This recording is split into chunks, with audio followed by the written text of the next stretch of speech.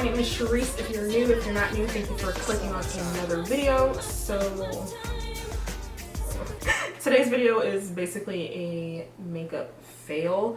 I enjoy the concepts that I was going for and I enjoy the colors that I use, but I did not enjoy the way I used them. So yeah, I really do like the purple with the blue with the yellow, but I feel like my lines are uneven. One side is like thicker than the other side.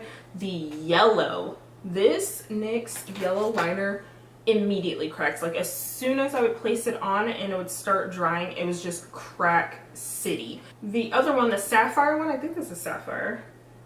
Anyway, this one is beginning to crack, but it's not as obvious or as bad as the yellow. The yellow, like honestly, they're going back. I'm about to put pants on right now, go to Ulta and get my dollars back because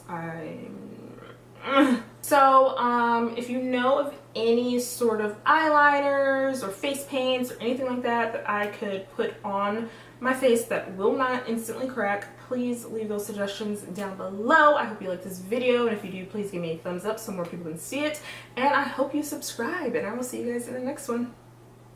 Bye.